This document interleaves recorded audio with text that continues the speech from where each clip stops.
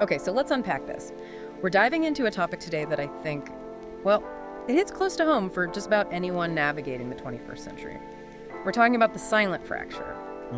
It's this strange, almost painful paradox that's just infiltrating modern life. I mean, look around us. We are hyper-connected. We have, thousands of people we can talk to instantly? Right, friends, followers, whole communities. Exactly. But then, when you really need it, you can feel utterly, completely alone. Or even worse. Disconnected. Yeah, disconnected from the very core of who you even are. And that feeling, that internal emptiness despite all the surrounding noise, that's what our source material identifies as the silent fracture. It's a fundamental break. The truth is, the more signals, affirmations, or fragments of attention we pull from the outside world, The more scattered we get. the more dispersed and disconnected we become from our true selves. And the sources paint a pretty bleak picture of what that does to our inner life. They suggest our actual, our real hearts are weakening. Being thin. Thin and reliant, clinging desperately to these tiny fragmented feedback loops from people who have never truly entered our lives. It's like we have an unlimited number of people to chat with, but almost no one to truly listen. And crucially, we're not listening to ourselves either. That's the core of it. Absolutely. So our mission today is to really take a deep look at this phenomenon. We need to identify the symptoms of this silent break. Right. Analyze the surprisingly rational reasons why we keep choosing this easy, unreal path. And then detail the quiet, often overlooked steps for what the sources call reconstituting the integral self. Okay, so let's start with the problem itself. This paradox of fragmented emotion. It feels like the digital age has made emotion easier to activate, So much easier. but impossible to deepen. That's a critical distinction. Just think about the speed of activation. A quick message, an icon, An ephemeral story. a message with 3 characters. That's often enough to spike our excitement or trigger hope or even evoke this kind of low, unnameable pain. And we're attaching these really strong feelings to Shadows. the unreal. Yeah. A shadow figure, a fleeting glance of attention, a small, fragmented digital response. And what makes this so damaging, I think, is that these interactions create this huge flow of emotion, A huge flow, right? which convinces us we're thriving emotionally when we're actually just draining our reserves. Precisely. It's enough to create a strong emotional surge, but it is fundamentally incapable of sustaining the heart long term. Right. And this is where the source material introduces that really vivid metaphor. Oh, the coffee one. The coffee one. It describes this quick hit of, digital emotion as being like drinking coffee with too much sugar Sweet for a second. and then just empty the whole afternoon. Oh, that rings so true. It's a massive dopamine spike followed by a psychic crash. You get that quick, sugary feeling of connection. Maybe a few likes validate your existence for 10 seconds. But then 5 minutes later, that hunger for something real comes back, stronger than before. And you're left feeling emptier. Way emptier than when you started.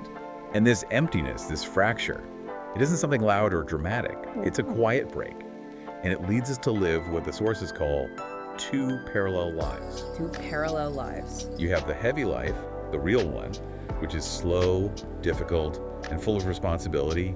The bills, the job, the actual relationships. And then you have the other life. The virtual one, which is light, fast, and easy. It gives you the feeling of living without any of the messy requirements of actual effort. And we spend all our emotional currency on the easy one, and we end up neglecting the heavy one.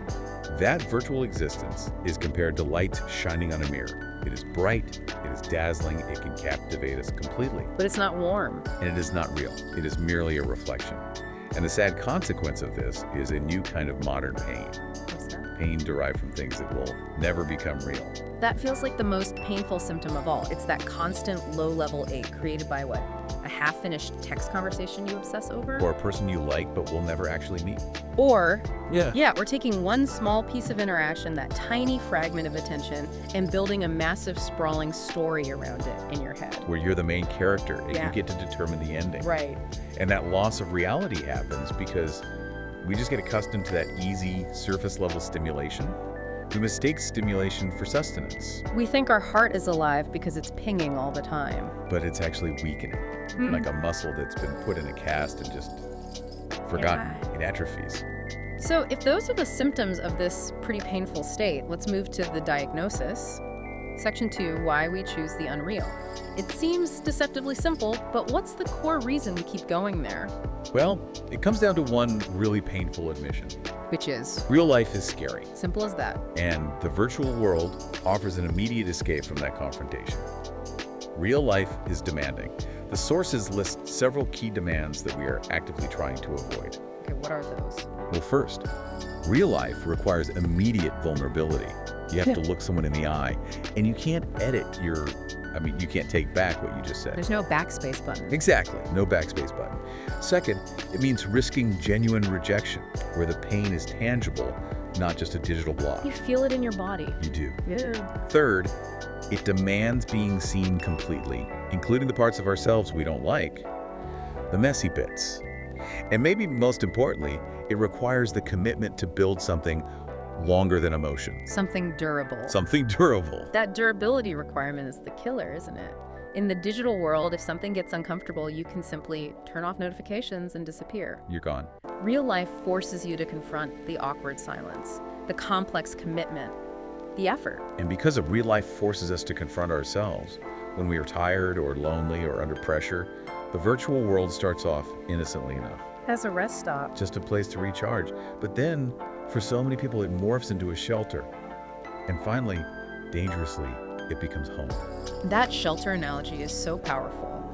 We've built a home that is a structure without a foundation, without real doors, and without any human warmth. But it's filled with these beautiful colors and texts that successfully make us forget that it isn't real. And the result of that is emotional absurdity. We end up loving, hating, missing, despairing, all over people who owe us nothing. Who often don't even know the massive emotional weight we've placed on them. Not at all. And the sources reference Albert Camus here, talking about modern people who are lost in the illusion of life, running after a shadow they mistake for substance. That takes us into a state of deep absurdity, doesn't it? When we send our hearts into a bottomless hole, hoping it'll fill up. We send these massive, unearned expectations to people who made us no promises. And when that inevitably fails, when the bottomless hole is still empty, the natural human response is tragically misplaced. We blame ourselves. Always. We look inward and we conclude, I'm not enough, or there's something wrong with me that I can't sustain a connection. But the core truth, according to this material, isn't that the problem lies in us as individuals. It's where we're putting our energy. It's the fact that we are habitually sending our heart to the wrong place. We are using real emotion on unreal targets. Exactly, and the tipping point, the moment of realization. It's rarely some dramatic collapse, is it? It's much quieter. It's the internal state of the heart just running out of fuel. It's a silent internal warning. Like a dashboard light coming on. Yeah, that sounds something like this. You have lived too long on borrowed emotion, and now the tank is empty. And if we actually accept that silent warning, that's when the journey back can begin. Section 3, the quiet path of return. Right. And the first steps of acknowledgement require confronting the self, which, interestingly, starts with looking at the external signs of fragmentation. It does. We're instructed to look at our immediate environment because it is the most honest reflection of our interior state. This fragmentation is visible. In what way? In the physical exhaustion, the messy desk, the unmade bed, the abandoned studies, these are all external symptoms that the self has broken into pieces. That it doesn't have the energy to care for itself. Exactly. And that moment of internal realization must be just brutal when you finally connect those dots. It's stark. The internal truth becomes inescapable. I abandoned myself to chase emotion. Wow. No one else forced us to lose our integrity or live these parallel lives. We left ourselves behind, chasing a high that was never going to sustain us. So the reconstitution, it's not about some sudden dramatic show of strength. That's often just another performance for the virtual world anyway. It's about something far quieter. It's about small, tangible, visible steps. Yeah. Gathering the dropped pieces. I like that. We aren't trying to build a whole new house right away. We're just collecting the individual scones that we allowed to fall. These are acts of self-loyalty. So give us the concrete examples. What are we gathering in practical terms? What can you actually do? These are tiny actions that no one else sees or applauds. But the true self sees everything. Waking up 15 minutes earlier than you need to, just to prove you are in control. Okay. Turning off notifications once during a lunch break, eating one decent meal you actually prepared instead of just grabbing junk food, writing one true sentence in a diary, A sentence that is honest, not performative. Putting the phone away from your hand while you sleep. I appreciate the specificity of that list, but honestly, even those small things feel monumentally difficult when you're in that state of deep exhaustion. They are. It requires confronting the underlying fear and loneliness that drove us to that virtual shelter in the first place. That's the hard part, and you're right to point that out. The return means facing genuine loneliness, acknowledging low self-esteem, Dealing with the self-inflicted wounds. and accepting that we lived skewed. We placed our hope where there was absolutely no foundation. That confrontation is painful, but it is the prerequisite for genuine living. And this brings us back to Camus, right? He argued that freedom doesn't come from finding meaning in the world. But from looking straight at the meaninglessness of it all, without running away. The confrontation itself is the act of freedom. Exactly. It's an exercise in stoic realism. And once we start gathering those pieces and standing still in the face of that truth, we move to our final section: integrity and true presence. So what's the crucial internal reordering that happens when we choose to stop living so absurdly? Before, emotion was driving the car. The mood dictated the destination, the speed, everything. Now, the self takes the steering wheel and reason holds the map. Emotion still exists. It has the right to be present. It can sit in the back seat. It can sit in the back seat and observe, but it does not have the right to decide the direction. We're not suppressing feelings. We're just putting them in the right place. They're information, not decision makers. Exactly. And the result of this internal reordering is a quiet, profound attraction. It changes how we relate to the world and how the world relates to us. We stop chasing that dazzling light of external attention. Right. And this is maybe my favorite concept from the material: the attraction of the ground. The attraction of the ground. When a person is rooted, stable, and whole, they don't need to chase attention. They're inherently trustworthy and durable.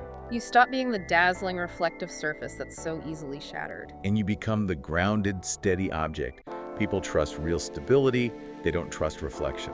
And when we're whole and stable, we naturally seek something equally durable and slow in our connections. It completely changes what we look for in love or friendship. It does. The sources draw a sharp contrast here. They mention that true love is not what they call, say, intonal. What does that mean? It translates roughly to quick intoxication, or that instant chemical high, that rapid excitement that fades just as fast. So if it's not intoxication, what is it? True love, true connection is described as slow, like water wearing down stone. It builds endurance, trust, and shared history over time. And it requires two fundamental things. A stable self and an awakened heart. It is not about speed or excitement. It's about true presence. And that takes us back to the ultimate prize of this whole journey: wholeness. Yes, the sources argue the greatest loss for modern people isn't wealth or career or even romance. It is integrity. The Vietnamese term was Nguyen Vinh. Nguyen Vinh. It means being utterly whole, entire, or complete. And what does living with that wholeness actually look like day to day? It means living one single life. You're no longer dispersed across all these fragmented mental states. You're not waiting, hoping, pretending. Or blocking emotion. It just means showing up and being entirely present in every small action and breath. When you make your bed, you are just making your bed. When you're listening, you are fully listening. You are no longer scattered across 5 different potential virtual worlds. So to synthesize everything we've talked about today, the reward for this really difficult journey back to the self is profound internal order. The self is no longer defined or controlled by borrowed emotions or cheap hope or paralyzing fear. We become a person living with weight and intention. We regain what we lost when we chase the shadows, our inner authority. We choose our path rather than being dragged along by the currents of external stimuli. And we return to Camus for the final, powerful insight that really summarizes this entire deep dive. Which is, we cannot stop the world from being absurd. It will continue to offer cheap dopamine hits, passing icons, and endless opportunities for distraction. but the power we reclaim is the ability to stop ourselves from living absurdly. We don't need to run away and flee the virtual world entirely. We just need to stand firm and rooted in the real one. The strongest version of the modern self is one who has chosen not to betray themselves again. Not to abandon their own integrity. And that loyalty to the self. Yeah. That is the ultimate source of true freedom.